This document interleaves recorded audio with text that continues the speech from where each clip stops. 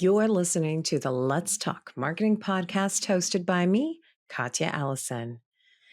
Now, you're probably wondering what you've gotten yourself into. Let me give it to you straight. In short, it's going to be a good time. There's going to be great conversation, and there's going to be a little bit of learning along the way. Through insightful interviews with top marketers, entrepreneurs, and thought leaders, I get to explore the latest trends, techniques, and strategies in the world of marketing. I'm here to offer you engaging and informative discussions to help you stay up to date on the latest trends and take your marketing skills to the next level. Now, in this episode, we are chatting with MaryAnn Long about buyer personas and aligning campaigns and content to those personas. MaryAnn inspires, motivates, and educates businesses in the art and the science of aligning brands with customers and drives business results by blending strategy, creative technology, and analysis. Now, over the last 2 decades, she's helped entrepreneurs, business executives, and large and small teams leverage advanced marketing strategies to reach aggressive growth objectives. With an infinite curiosity of human nature, buying behavior, and game-changing innovations. Let's get to it. Let's talk marketing with MaryAnn. MaryAnn, welcome to the Let's Talk Marketing podcast. Really excited to have you on here. We're going to dive into some campaigns and buyer personas. So thanks for coming on. Yeah, I'm looking forward to it. Thank you for asking me. All right. Well, let's put the pedal to the metal because, as everyone knows, I'm a bit of a chatty Cathy, but I want everyone to get to know you a little bit. So I've got some, I'm not going to call them rapid fire questions, but very get to know you questions. Sure. So, right out the gate, I would love to know what was your first marketing role that you would ever have considered as marketing? Yeah, so this goes back a few decades. so, That's okay. and it's actually kind of interesting. I'm always kind of amazed at where I started. But I worked with a technology VAR, value-added reseller, and they were into the entertainment field, working with Panasonic and Sony, and delivering custom made 3D and motion graphic systems. I was also Oh, used in the interesting. medical industry. But shortly after I joined, they took on Silicon Graphics. And I don't know if you know much about them, SGI. So they were very heavy into 3D motion graphics and various sorts of systems that videographers or designers would use.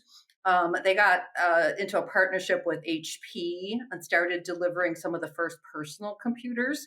So I was like kind of struck, I was like, this tech world is kind of interesting. And then they came out with the first desktop servers and website development systems. And this was when no one even knew what the internet was. And so my first project was to develop workshops and invite executives from the top companies in Chicago to come to these Okay. workshops and learn about the internet. What is it? What is it going to do for your company? What's the future of the internet? And it blew my mind, the possibilities. And some companies were early adopters, they jumped right in, and others were laggards. They're just kind of like, nah, this is not going to go anywhere. We're not going to invest in that internet thing. So I got the bug early on. I left that job and actually started my own freelance web design company. And so I built first generation websites for companies in the Milwaukee and Chicago area. So I had early history in the internet. Helping companies to get value out of it. When I started my company, a lot of developers, techie folks, were kind of building websites and they were replicating brochures. And what I did was I'm like, there's an opportunity here for marketing and sales to really use the internet. So I was one of the early embracers of that strategy and that concept. I got involved in SEO early. And that just kind of opened doors for me. I got really interested in strategy in helping companies to see value in their marketing and sales investments. And, many years later, I'm still doing that on, on a different scale, but it's been quite a ride. I love that. I also love the fact that you started with workshops introducing the internet, which Right. sounds bonkers, right? Right. Like I think I definitely live in a world where I Google everything. Like if I've Yes. got a question, I Google it. Right. It's insane to think that we lived in a time where we didn't have access to information in our fingertips. But what I think is also so interesting, starting off from like a workshop perspective, is it's a little bit of finding like ambassadors and key opinion leaders to Yes. really embrace something and you leverage them from a brand awareness perspective. So I can easily see how you would have gotten the bug from that. Now, Yes. that's what you did. What do you do currently? Currently, I'm the leader of a small agency, and we're focused on growth marketing and revenue operations. So we work in the Nice. tech space. I am currently, helping several clients with their go-to-market plans, either launching new products, helping them to assess where are the best opportunities for their company in new spaces, whether that be vertical industries, or developing disruptive products, that Yeah. uh, require demand generation.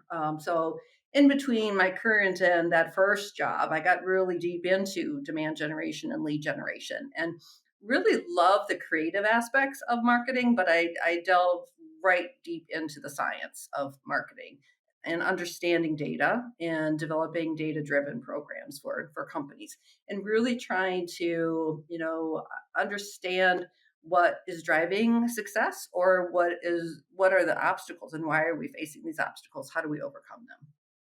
Yeah, and I'm a data junkie as well too. How do you know what to do unless you're tracking it? And I think I'm of the mindset of qualitative and quantitative. There's a balance between both of them, and Yes. both of them are your compass from a marketing strategy perspective to help you understand like which direction are we going? Is this the right direction? Because I think it's also about like testing things out. I think that you mentioned like the science of it as well too. Like to me, marketing is just this big science experiment. We're always trying things. We need to track things.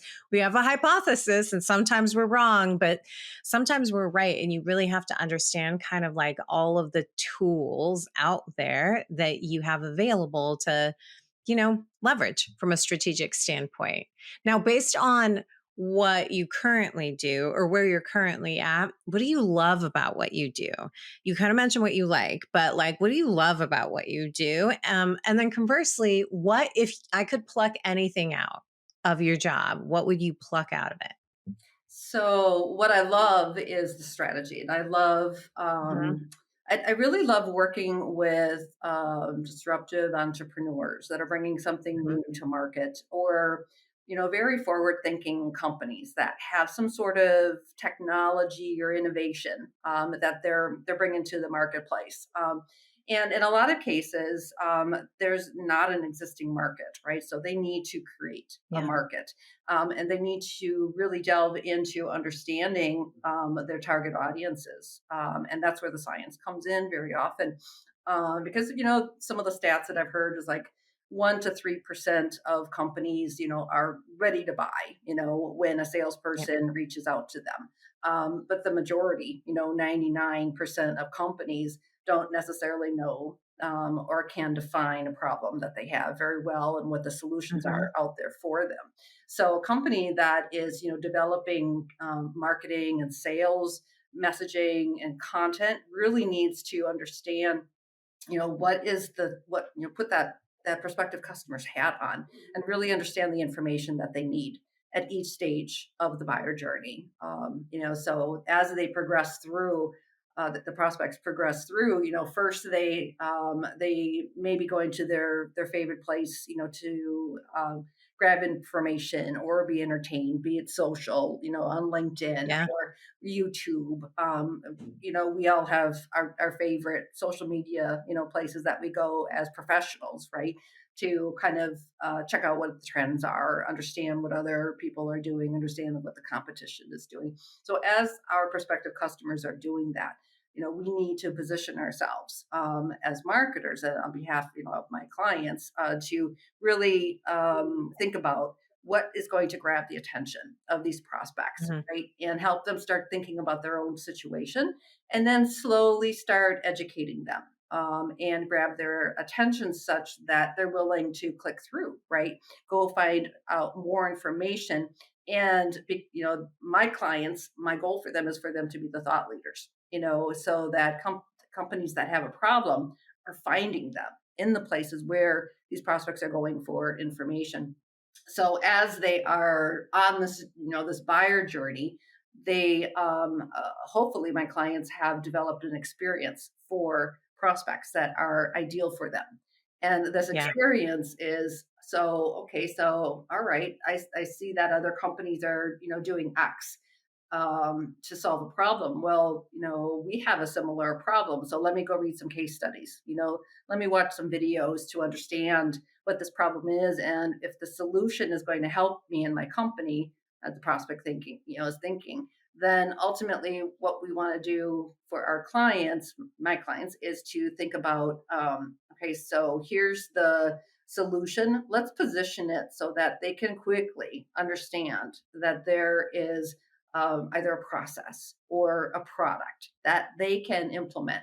And if they're the champion of that procurement of that solution, we need, to help, them to succeed, right? And so, very often in the space of B2B where I live, there are buying committees, there are groups of people, Yeah. that you can kind of categorize. You can typically find out who is that champion, who is, the detractor, who is the opposite of the champion, who are people within Yeah. the organization that you're selling to that are trying to maybe, move the champion away or displace the champion, who are the economic buyers. So who are, the influencers within the organization on these complex sales, which very often, B2B is, as they can span 1 month to a year, until, a company is ready to make a purchase.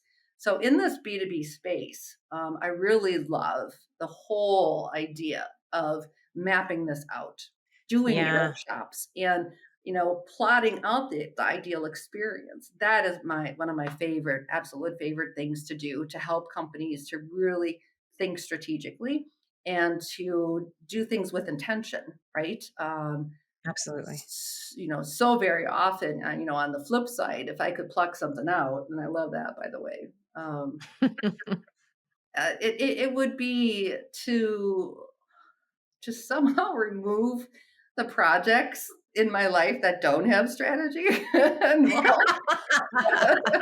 Listen, that's a very honest answer. Well, I mean, like, even just hearing you talk about what you love, the strategy part of it, there is such a level of creativity Mm, that's involved in strategy that I think a lot of people that aren't in the marketing seat or wear that marketing hat aren't aware of. And it sounds like, I mean, it was very clear to see, like, I can see this in your face for anybody that's listening, just only listening. There is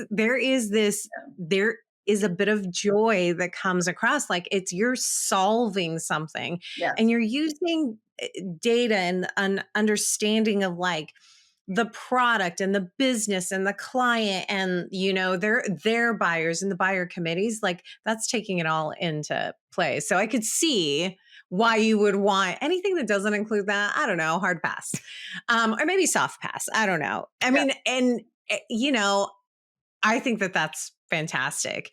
I think most marketers say like it's the admin stuff of it, but it sounds like you really hone in on the creative part. And if it's not creative, like wouldn't that be nice if we could just be super strategic and then also have all of the data points yeah, that go along with that, right? yeah, absolutely. Now, how do you stay up to date with trends and like anything outside of social media, meaning, right? So, do you listen to podcasts, newsletters? Are there books? Like, how are you keeping up with all of the marketing trends that happen? Yeah, and there are so many, it's hard to keep up Yeah, these it days, is like, so hard. That's why I love this question. I yeah, learn a ton. I very hungry for, for trends and information, about marketing and where it's going. I really enjoy podcasts. But I do love also to follow certain people, Yeah. thought leaders. People that are into customer experience design. Yeah. One of my former bosses, I follow her and eat up everything that she produces. Several past colleagues, that are marketing whizzes, that just seem to always be on the front end of testing. You mentioned testing earlier.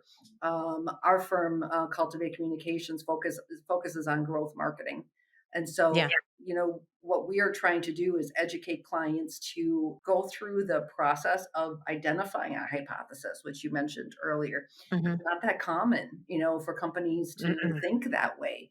To say, all right, so if we go into this market with our new product, and we position it, such that it's a not lower price. It's a new innovation, so it's going to be a little bit more expensive, but it's really something that is going to solve X, Y, and Z problems, right?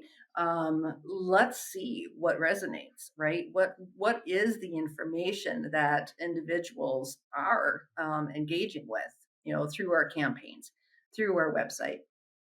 So all of that sort of thing is I love to look at case studies and understand, Yeah. especially from marketing automation companies. They're always at the forefront of testing and looking at trends. One of my favorite websites for years and years has been HubSpot. They're always just right Yes. on with understanding what's next, and what Yeah. to how to allocate your budget, towards certain things that are really going to make a difference and move the needle forward. Yeah, I think HubSpot has an army behind them Yeah. of just people who are just scouring for information and then being able to translate it out in digestible chunks in a meaningful way. I mean, they just have content marketing locked in. What a great call out for HubSpot specifically. Now, from a social media perspective, do you lean on any social media networks for inspiration, education, or entertainment? And if so, which ones? Yeah, I would have to say, being in the B2B world, that LinkedIn is Yeah, definitely top of my list. I always got it open, always watching for various newsletters that I subscribe to, or new connections, or reach out to people yeah. and engage with them. So part of my role is to drive business for our agency, build partnerships. So I think LinkedIn is an awesome place, to do that. I couldn't imagine my job without having LinkedIn. Same, same. And I've always been, I feel like I very early on was on LinkedIn and it's such a great resource and great for networking, making connections. I always take the yes if someone messages me. Like there's nothing like being able to connect with like-minded people and learning and growing from one another, which is fantastic. Which I Yeah. think is also a good segue for what we really want to dive into today as we talk about marketing, we talk about marketing strategy. What we really wanted to focus our conversation around was really kind of aligning your campaigns with content and buyer personas. And as we dive into it, I kind of want to unpack even that entire sentence because there's one thing that's campaigns, there's Right. another thing that's content, and there's another thing that's buyer personas. If I'm looking at all three of these, which one do you think goes first, in your opinion? So I would even step back further. I Mhm. What I do is I help companies to get marketing, sales, and customer experience or support in one room, and we map out um, how prospects find them. Right? Yeah. What is the information that their ideal prospects are looking for?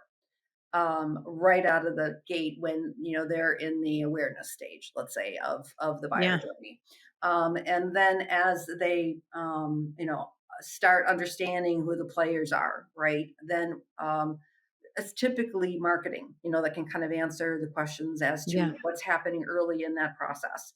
And then sales, is typically involved once there's a hand raiser, right? So, what sort of content is working? What sort of messaging is working to keep the prospect engaged, right? Map that out.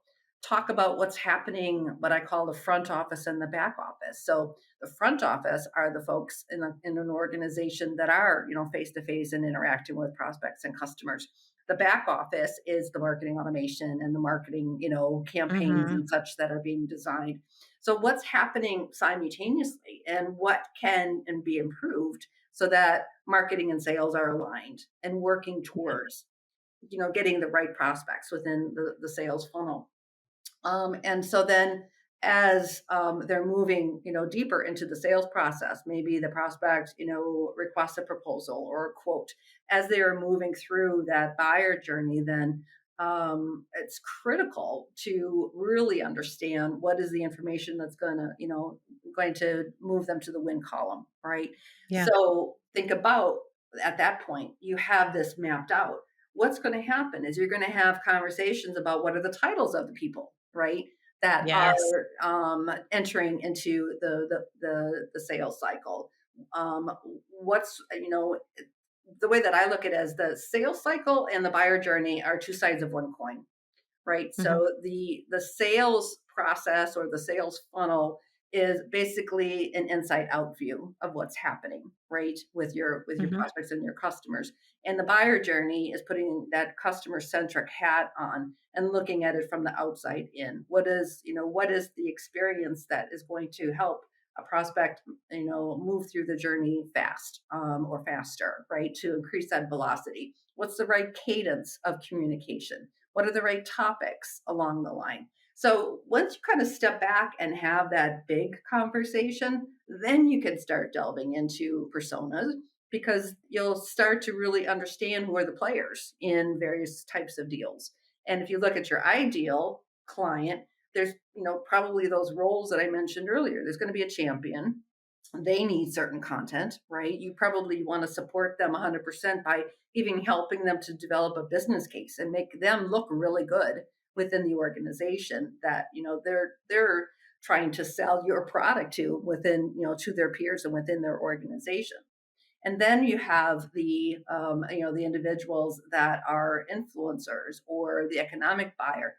Each of those different personas needs different types of information. So when you start thinking about the economic buyer, it wants to know what's the ROI. How quickly are we going to see value out Mhm. of solution that we're talking about purchasing here?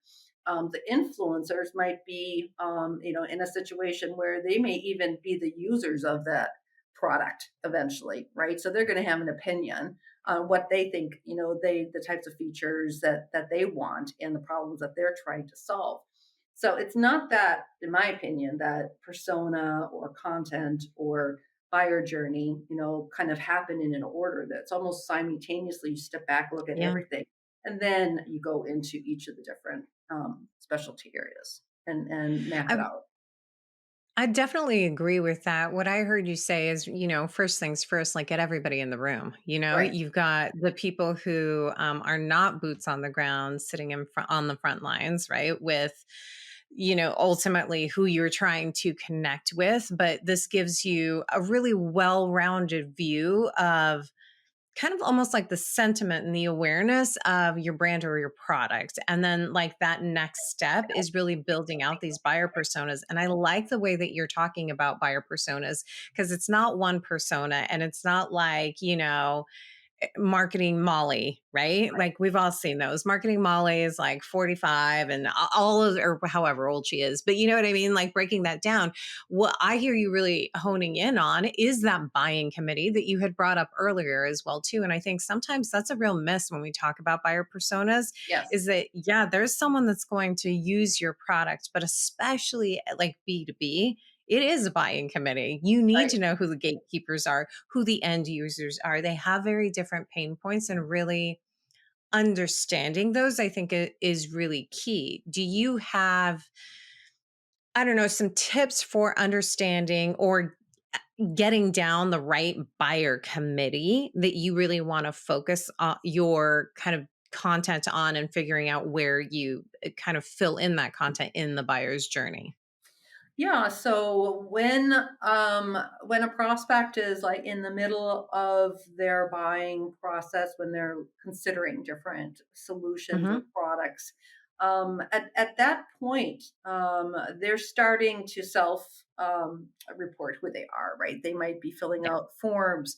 They might be reaching out via chat on a website, and asking kind of very specific questions.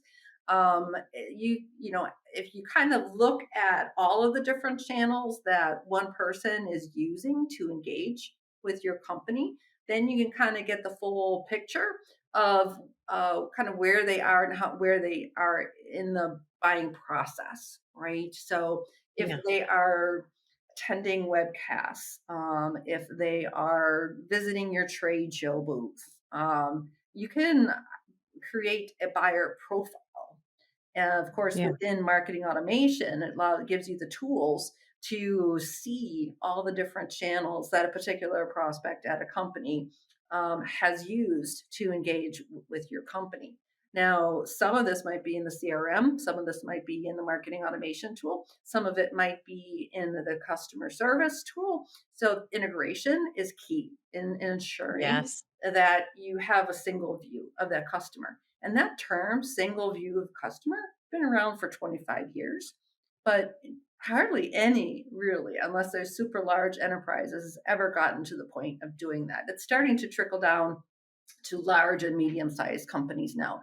And even, forward-thinking small businesses could get to that point if they make the investment in the integration and, the marketing and sales technology.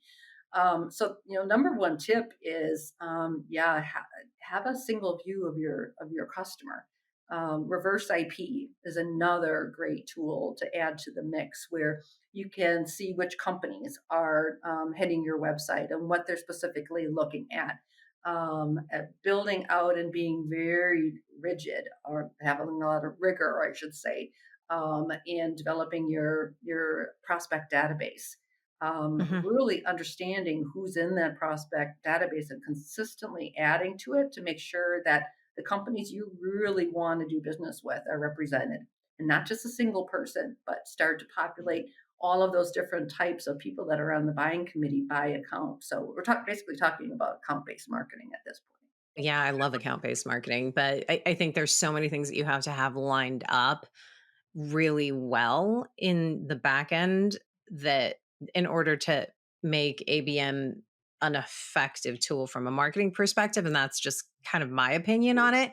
But what I also really appreciate about what you're saying is the marketing operations element Yes. of marketing that is often really missed. I think of this as like the foundation. If you were building a house, this to me is a foundation, right? If Yes. you have a rocky foundation, like your house is going to be on a tilt.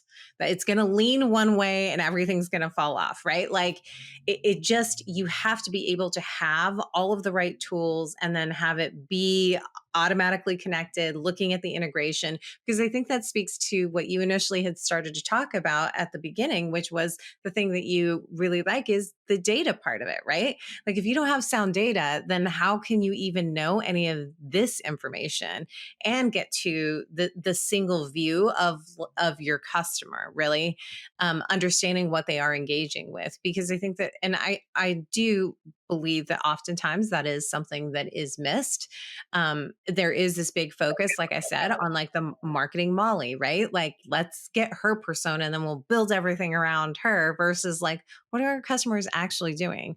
Are they going on social media? If they are, what social media channel are they engaging with? And how are they engaging? There's so much information to really like dig into to get to the buyer personas, the buyer committees as well too.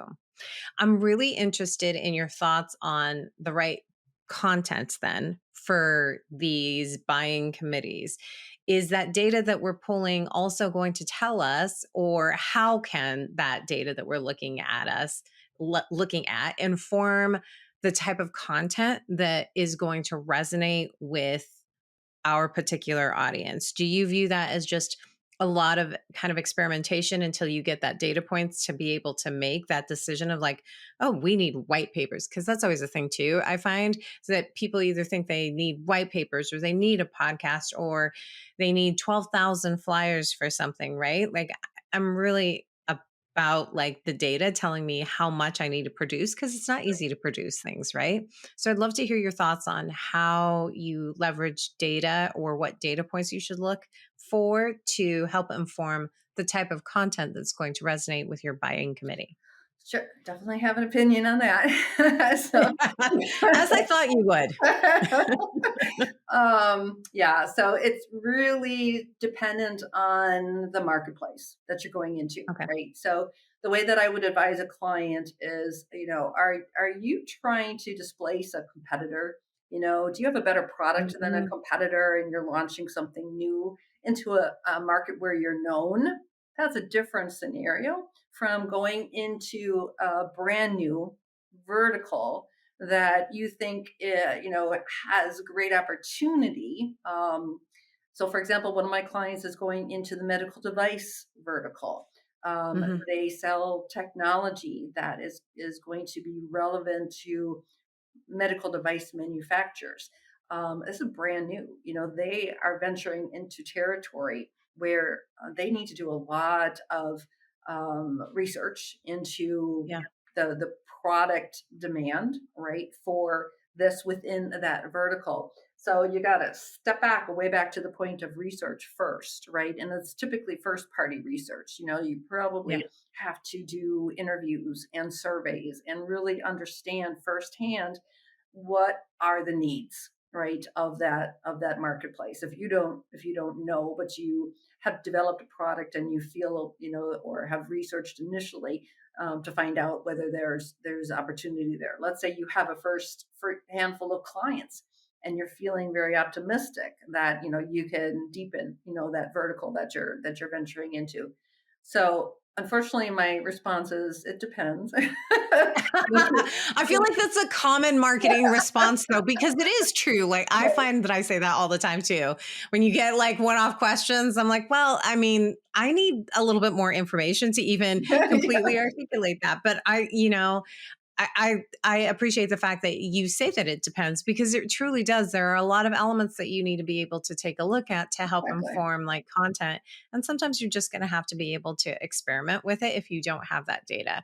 I think it's because I also come from like the startup world and the startup mentality where I'm like, oh, I have to grow this out. So I don't have this all figured out yet, which I think that there are a lot of marketers, depending on like where they are in not the maturity of them as marketers, but the maturity of the company, I guess, that they're working with or the brand that they're working with, how much has to be done on like that end to really hone in and identify that content. The product development piece, yeah. But I will Yeah. say, um, you know, when it comes down to really figuring out what content is going to resonate, I think the biggest thing is the two things: differentiation, right?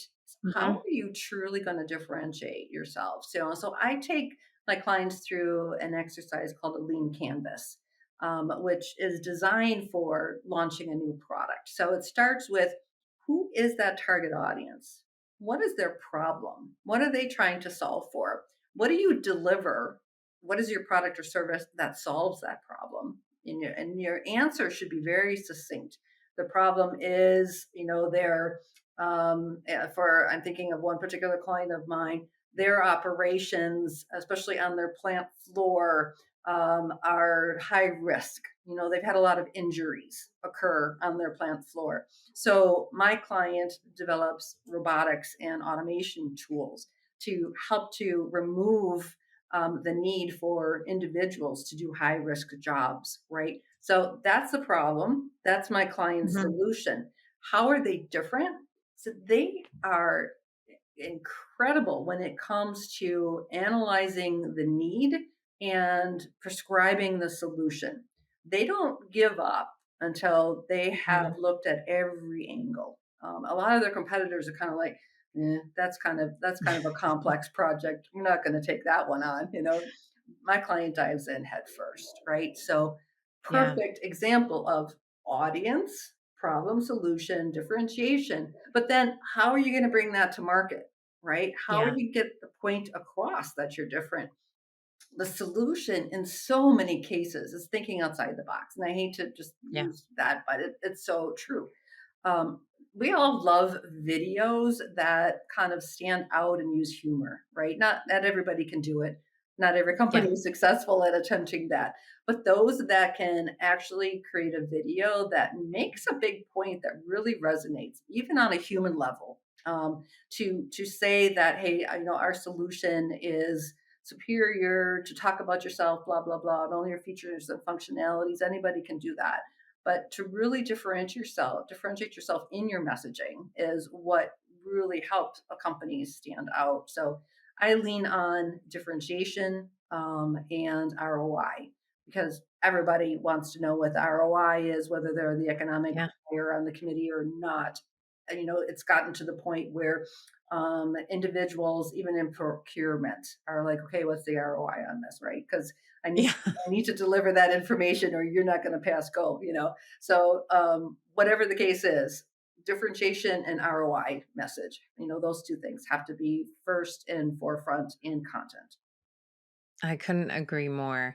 I could talk to you for days about this. I've already taken up so much of your time. I've Oh got no, one I final loved question it. to close out our conversation. And it's the if you knew then what you know now, what is the marketing advice that you give to yourself? That's I mean, I've learned so much over the years. I know, right? And I've seen, so much now with AI coming out, right? Hmm. And impacting, it's gonna be similar. It's like I've seen two revolutions, the internet revolution, and now I'm watching the AI revolution, take Yeah. place. The advice that I would give myself is specialize, because when I was younger in the internet, Really? oh, yeah. I was hungry for information from everywhere, and now it's overwhelming. It's like, okay, so I think, you know, I would say, I mean, I did specialize in strategy, but it's so mind-boggling to think of, all of Yeah. the marketing opportunities that are out there. I would say the advice I would give myself is, be very scientific and follow that niche even more so than I did. Ugh, that's great advice. Well, thank you so much. I've appreciated having you on here, having you drop your knowledge bombs on us. This was absolutely fantastic. Thank you so much. Thank you. I really appreciate the opportunity. All right, let's jump into this episode's key takeaways. Very interesting talk about buyer personas, campaigns, content, kind of making them all connect together. So, my first key takeaway is number one, aligning campaigns and content to a buyer persona really enhances marketing results. Now, the initial step in the process is aligning the teams from marketing, sales, and customer support to really map out the journey of potential customers. Now, something that MaryAnn pointed out was that she likes to get all three departments in one room to better understand various touch points and interactions along the customer journey. This is so you know where they're at and what they want to get when you're there with them along the customer journey, right? So, at what milestones or touch points do you need to interact with them and what do they need? Now, from a marketing perspective, that's the dream that you can get everyone together and get them to be aligned. But this may not always be the easiest thing to do. So, if you can't get the entire group, identify a key person for each group so you better understand the why.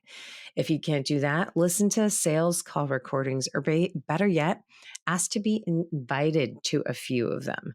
Just kind of be a fly on the wall. Do the same with support. Now, if you want a list of questions to find the answers for those calls, send me a LinkedIn message and I'll shoot you over just kind of some quick questions that you can, sort of answer yourself as you are kind of being the fly on the wall and listening to what customers are asking and what they need. Now, I've been there. You can't get the trifecta team of sales, marketing, and support together because most of the time when you go to work, The train has already left the station. Am I right? And you're really just trying to catch up. But there is a way you can map out the journey if you can't book all of those meetings. Number two, you are selling to a buying committee, not just the end user. Now, I don't think that we talk about buying committees enough personally, and this is probably more from a B2B perspective versus obviously a B2C or D2C. Oftentimes we just kind of market to end users' pain points, which is great, right? It shows that we get them. We have the solution for them, and all they have to do is sign. But the truth of the matter is that the end user may not always hold the budget to say yes, no matter how much they want it. Now, purchases in B2B have to go through a buying committee, a group of people who make the decision. The larger the price tag, the more people are on the committee, typically. Now, this is not a one size fits all, so take it with a grain of salt. This has been a lot of my experience. So be sure you know all the players you're selling to and understand their concerns. Think of the end user as your champion, and you have to make sure that your champion is armed with all of the right weapons and ammo to take to their buying committee so everybody on the team says yes. And my last key takeaway, a return on their investment. As marketers, we're always chasing ROI, but in the context we discussed is more about the ROI of the customer. What do they get out of the purchase? How are you selling them something different from the next guy? We think that we think about this with everything we do, but in actuality, it's not always at the forefront. Are they the buyer going to get a return on their investment? Does your product make their life easier? Give them back time, save them money. That's a great starting point from a content perspective as well. So return on their investment, not your investment. Now, what were your key takeaways from today's episode? A special thank you to my podcast producers, the amazing team at Content Allies. Let me know if you want more information on them. And thank you so much for spending your time with me today. Until next time, may the conversation flow, the laughter linger, and the outlook remain optimistic but grounded in reality. This is Katya signing off.